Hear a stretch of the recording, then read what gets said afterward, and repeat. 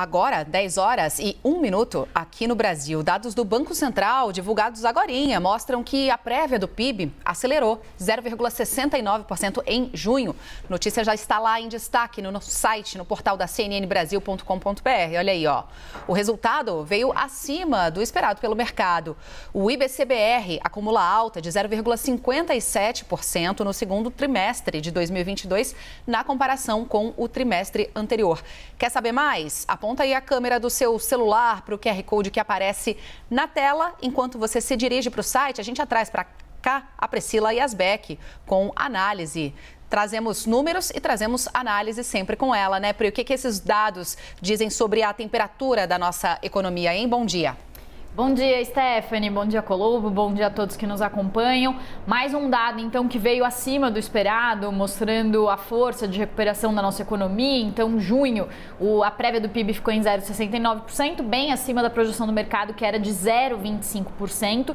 E na comparação com junho do ano anterior, foi uma alta de 3,09%. Mas estava conversando com alguns economistas, falei com o Nicolas Borsoi da Nova Futura, e ele ressalvou que os dados do IBCBR mensais têm apresentado um certo descolamento do resultado fechado do PIB, por isso ele prefere observar o dado trimestral do IBCBR, que funciona como se fosse uma prévia do PIB, lembrando que o dado do PIB do IBGE oficial vai sair no fim do mês. E aí, no segundo trimestre, o IBCBR mostrou então que a economia avançou 0,57% no segundo trimestre e cresceu 2,24% no primeiro semestre. No terceiro trimestre, a expectativa ainda é de dados positivos para a economia, principalmente por causa dos vários pacotes e programas de estímulo do governo, mas a economia deve começar a perder ritmo no quarto trimestre por causa do efeito do aumento dos juros e também por causa da dinâmica do exterior, que está piorando e deve piorar e deve se agravar ainda mais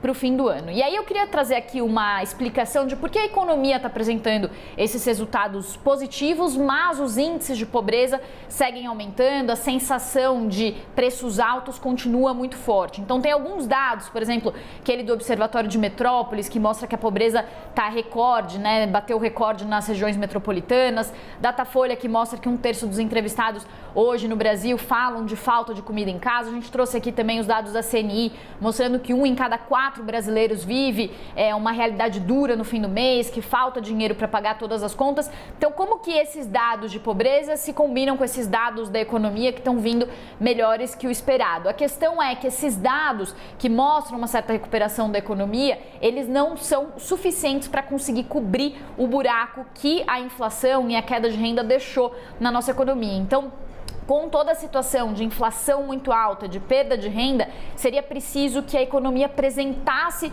uma recuperação muito forte para compensar esses efeitos de aumento de preço e também de queda de renda. Tem uma outra explicação também, que até o Nicolas Borsoi estava dando, que é a questão, que é o que ele chamou de recuperação em K, né? Então, é uma recuperação que ela acontece de forma desigual entre os setores da economia. Então, ele falou que primeiro as empresas de tecnologia estavam indo bem, e aí agora elas deram uma certa caída, depois as empresas mais ligadas a commodities, economia tradicional, tiveram um avanço e agora estão mais claudicantes. Então, o que acontece é que essa recuperação também não vem de forma igual, então isso acaba impactando os brasileiros de formas diferentes. É por isso que esses dados, alguns dados aí que estão mostrando uma recuperação da economia, eles não são sentidos de uma forma igual por todos os brasileiros em toda a economia e estão afetando muito mais a população de baixa renda, que é quem sofre mais com perda de rendimento, com a volta para o mercado de trabalho, mais uma volta por meio de empregos informais, com menor renda, e também é a população que mais sofre